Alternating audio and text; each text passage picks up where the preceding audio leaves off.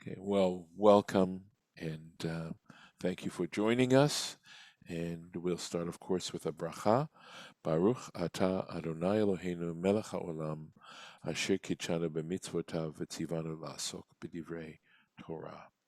And with that, Amen. I am going to go ahead and see if I can share the screen. Looks like I can, so that's good. And here we are. Very good. So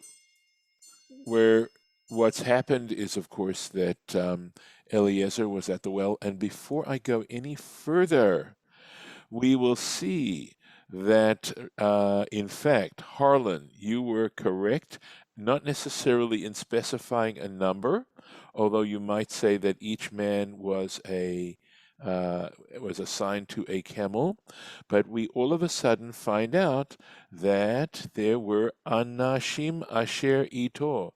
There were men with him. So that was silent. We couldn't assume anything.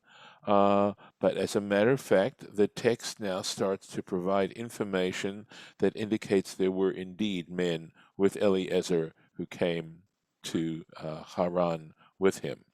Another little point is that Betuel is alive at this point. It's only later on that he appears not to be around, but I just wanted to correct any misimpressions that I had given the other day. Uh, I believe he does in fact pass on, but we'll have to wait and see if we even get to that place to see where that happens. But at this particular point, he is alive. So here goes. This is Lavan speaking to Eliezer. Remember, Lavan saw the nose ring and the bracelets on Rebecca, and he ran to see Eliezer, who this person was. Right. Vayomer, and he said, Bo Baruch Hashem, right? Come, O blessed of the Lord. Look at the fancy language he's using, right? He Yeah. is such a phony.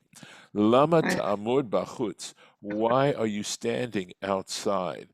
Va'anochi piniti abayit, and I've already cleared out the house. Umakom lagamalim, and place for your camels. So, cleared out the house. What do we mean? So we're going to find out. Let's see where this is. Right, down here. Piniti habayit. I cleared out the house. Okay, so me avodat elilim. And so Rashi quotes Bereshit Rabbah here to say he cleared out the house from any trace of idols, from any trace of idolatry. Oh, yeah. So Yeah. that was, again, I think what the Bereshit Rabbah is trying to bring out is the man's phoniness. Okay, so cleared out He the was, house could be mean one thing, and this is what he really meant. Okay. he's greedy. Yep. Vayavo ha'ish habaita, and the man came to the house. Vayifatach hagamalim, and he loosened the muzzles of the camels. Vayiten teven umispor lagamalim, and he gave straw and fodder to the camels. Umayim lirchotz raglav, and water to wash his feet. This is Lavan doing this, right? Varagleha anashim, and the legs of the men who were with him. So, like I said, here we have evidence that there were men with Eliezer. There was no evidence prior to that we could come up with, but here it is.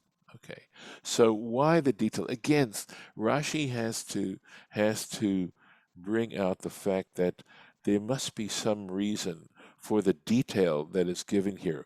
Why would it be important to mention? Why not just mention he fed the camels? Why the detail of loosening their muscles, right?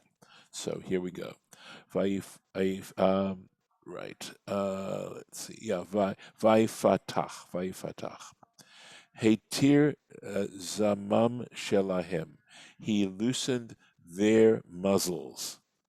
Shehaya sotem et pihem, because they would uh, close off, okay, their mouths, okay, shelo yiru bederech besad, that they should not take pasturage on the way, besadot acherim, in the fields of others.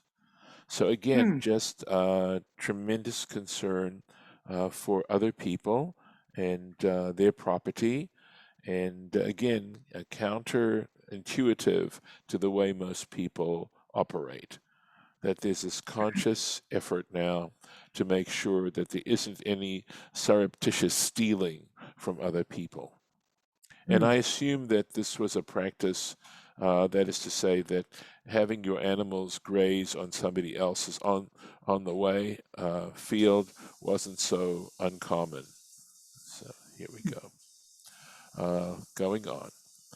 Vayusam lifanav lechol. And so you can see here, there's a ketiv. This is the way it looks in the Torah, but this is the way it's pronounced. This is the Kri, right? Placed before him, was placed before him to eat, something to eat, food. Vayomer lo, Vayomer, and the Eliezer said, Lo ochal, I will not eat ad im dibarti devarai, until I've been able to speak my words. Vayomer daber, and he said, speak away, speak. Okay, see if there's any. Right, here we are, Rashi. Ad im dibarti. Okay, so there's a little bit of an interesting turn of phrase here. So here, ad im dibarti. So normally the word im aleph mem means if, okay? But Rashi points out here, hare im, but here indeed, the word im mishamesh belashon asher. Here it means asher, that, not if, but that. Uvelashon ki, and sometimes it means because. Kamo, and he gives examples. Ad ki yavo shila. Let me see, right. I want to make sure.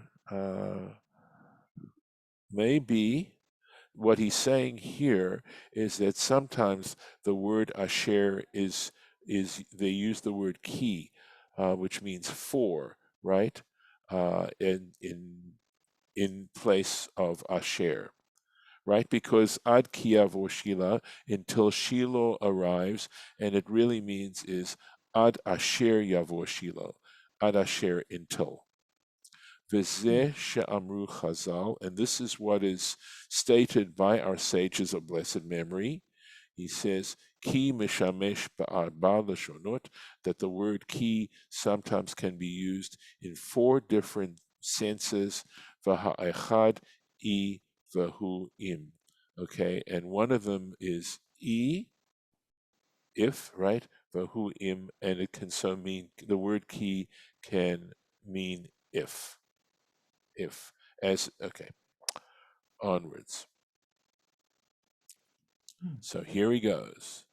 Vayomar, and he said, Eved Avraham Anochi, I am Abraham's Eved, I'm Abraham's slave, right? That's literally how we translate Eved. No Rashi till 36. Okay, thanks, Lauren. Okay. Vahashem berech et Adoni ma'od vayigdal. And the Lord has blessed my master very much, and he has become great.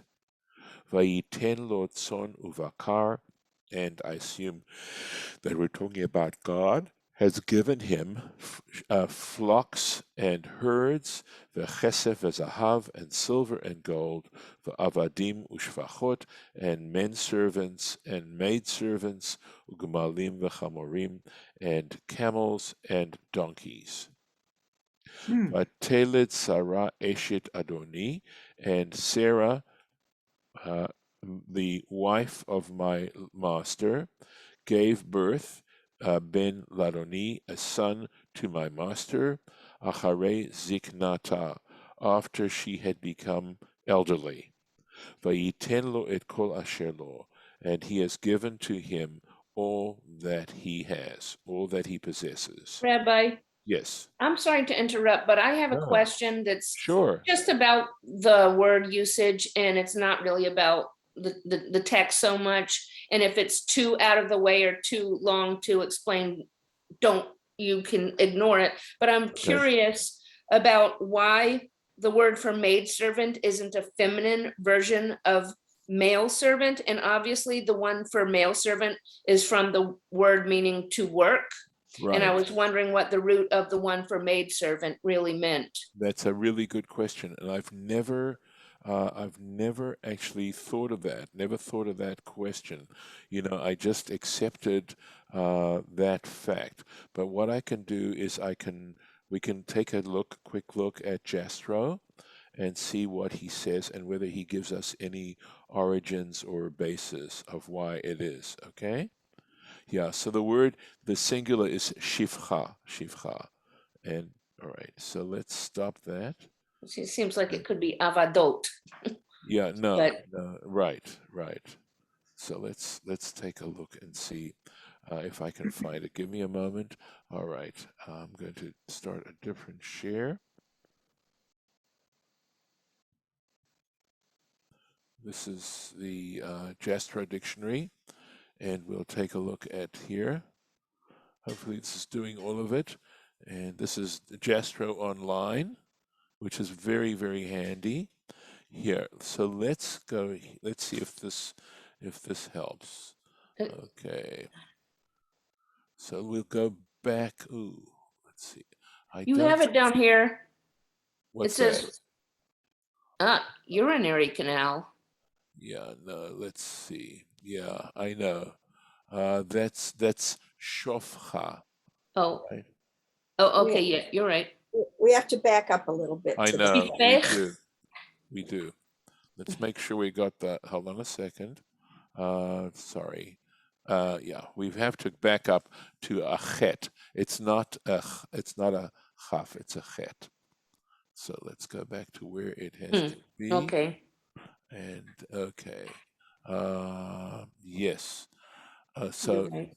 overflow is what it means there. Let's see if we can go. Let's see. Shfachot. Here we go. Handmade. So here's shifcha, right? Mhm.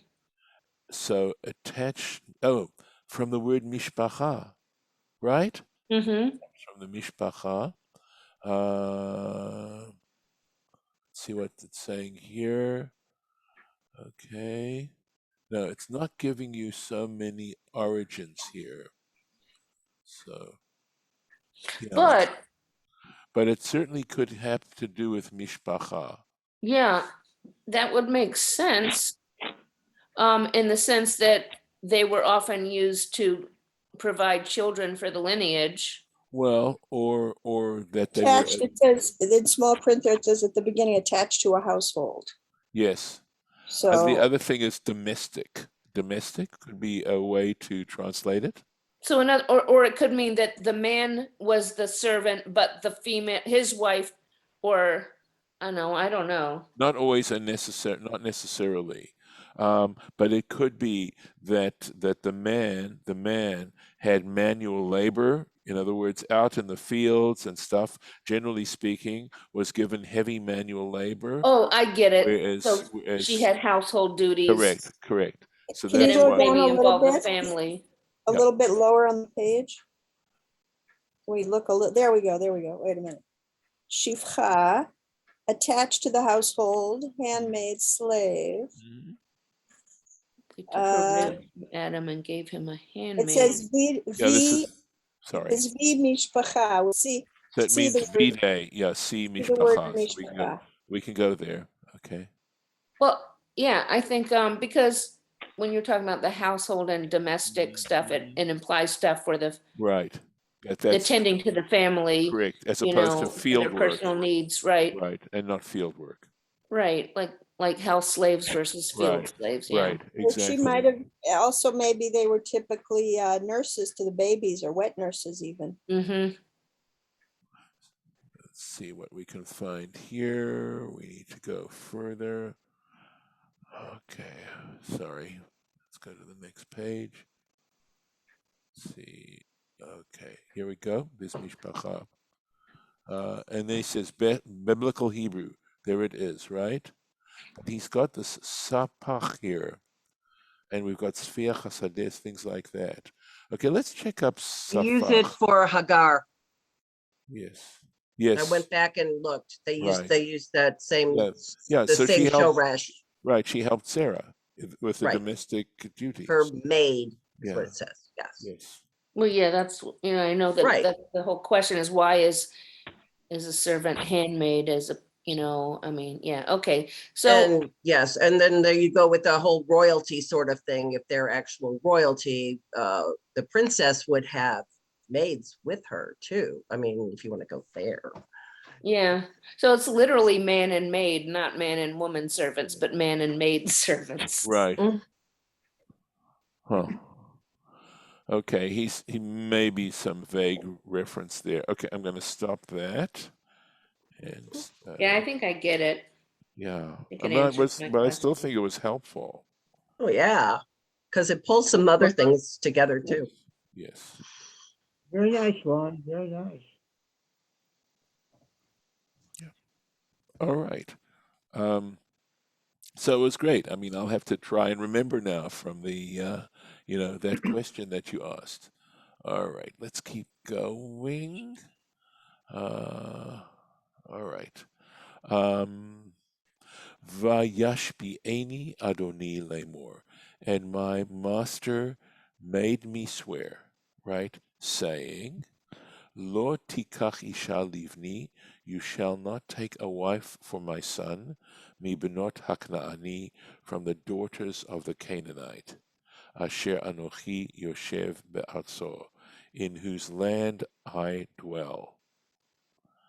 Im lo el beit avi telech ve'el mishpachti, unless, right, I think that's what it's saying, unless you go to the house of my father, go to the house of my father, ve'el mishpachti, and to my family, ve'lakachta isha livni, and take a wife for my son.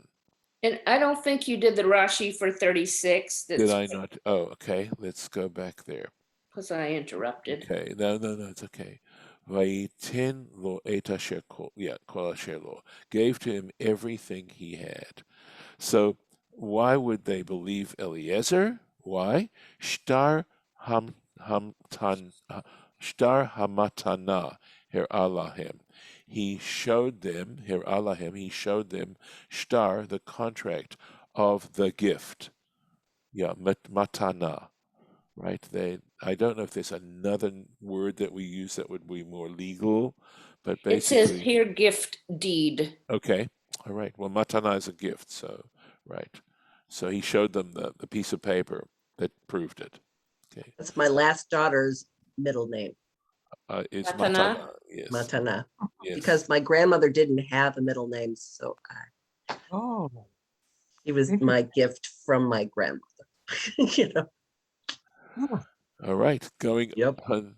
All right, going on to 37. Lo tikach isha livni mi bnot hakanani, you shall not take, etc., etc.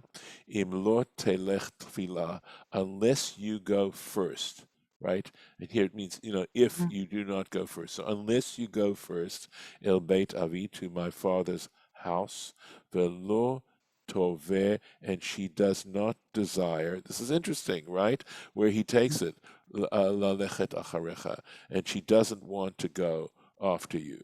So, I mean, I think there's certainly one takeaway, a big takeaway, is that it was very important, even here in biblical times, for the woman to desire to be married to the man.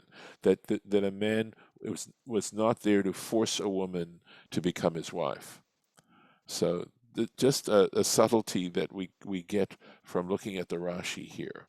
She may have already been. They may have already been promised to somebody else too. Well, but it's saying lo toveh, which means she doesn't want. Yeah, but I'm saying, I mean, Yeah. there Well, could that be might be also her something reason. else that Yeah. that would. Well, that might be reason, but the point is she Right. doesn't want to go. That's the you thing. know, Rabbi, I can't understand the situation.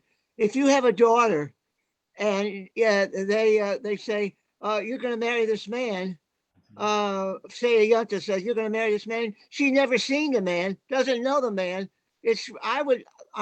My daughter, if somebody comes to the house, I want to find out what they are and who they are and where they work and how their family is. This one here is going to go to Yes, without even knowing him. right. It's not right. Well, it's up I to mean, her. Isaac, she's willing to do this Yes, blindly, yes. not even know Isaac at all, Uh-huh. not even seeing him. Right. Doesn't make But sense. but she does know he's family. She does know that. Okay? Yeah, I know it's She's family, but she's a you know, he's a cousin. Okay? yeah. So you're right. I mean, I think you're right to take a look at that and to say, do we infer from that, Rebecca's, a certain a quality on Rebecca's part that was a great quality, that on the basis of what the servant said and brought, she was willing to do this. The other Hmm. piece is we don't know how much she wanted to get away from her family. That's where I was going. That's where I was going. Yeah. Exactly. You have Laban for your house, head of Brother, for your household. for your No, he brother. wasn't a Yeah. great guy. Yeah. No. And the yeah, exactly. And she had to lug all the water. It's like, Yeah, yep. She was In going to other words, become the wife of a rich man. there you go. But I think she had other motivations. I mean, when you look at her generosity, and the amount of trouble she took to take care of Eliezer and his men and the camels. I mean, that's the basis of it. So, but good question, Harlan, and good observation, and forcing us to look a little deeper into how she, into the fact that she went. Yeah, but also maybe the other point here is that she also had faith, right? We've already Correct. talked about I agree. her qualities, about the animals delighting to see her, things like Yes. that. Right. It's already yeah. So she's special. So anyway. Yep. She is. She is, and we'll find out a little bit more about her hopefully in our next parsha too. All right.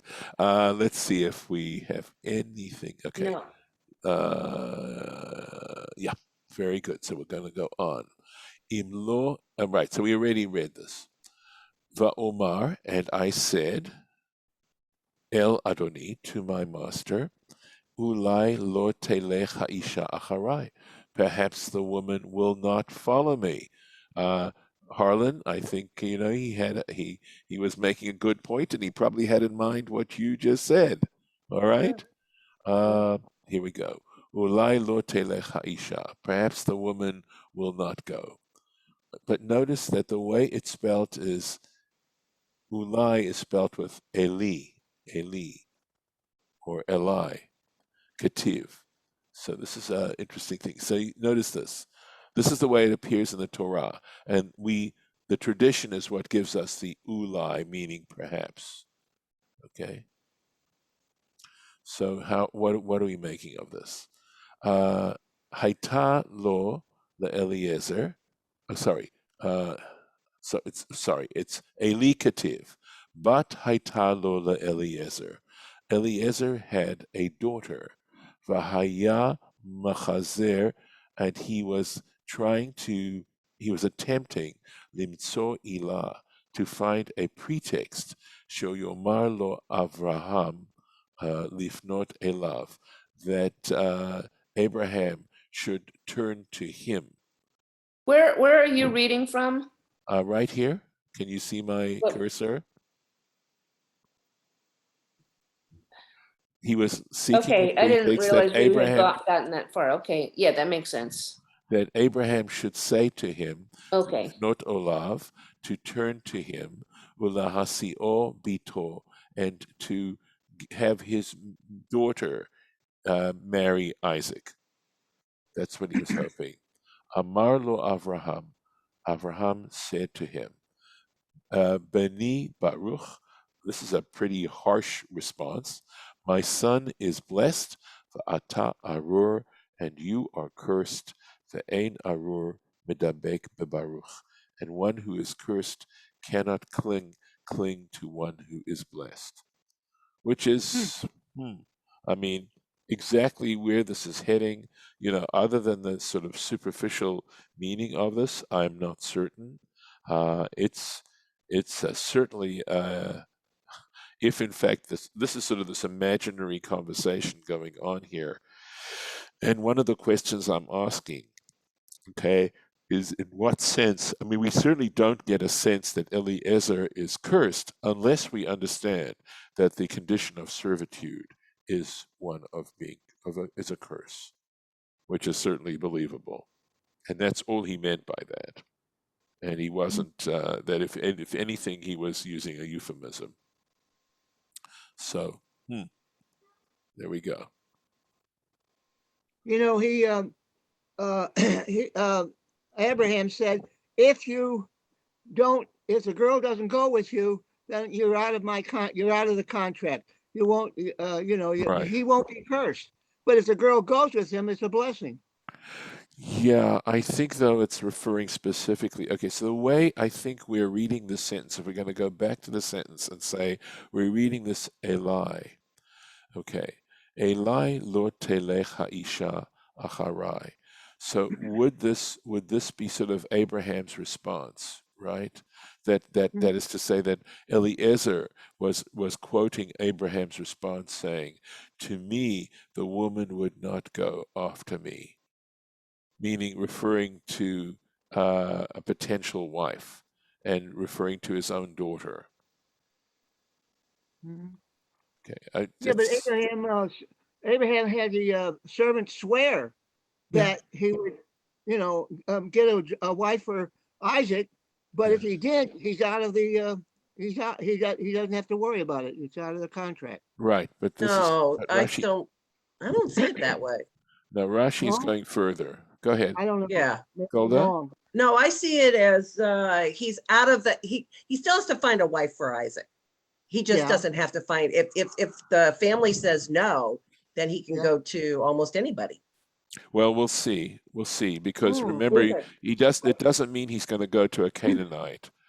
And Abraham Right. was quite explicit about the fact that Isaac was not to marry a Canaanite, and we'll see either today or tomorrow what would happen. So let's just keep going. We may not make it Yep. today, but we should make it eventually, because Eliezer is going to say, if she's willing to go, we're going to go. But if she's not willing to go, let me know so I can turn to the right or to the left. And what exactly that means by turning to the right or the left, Rashi's going to fill in.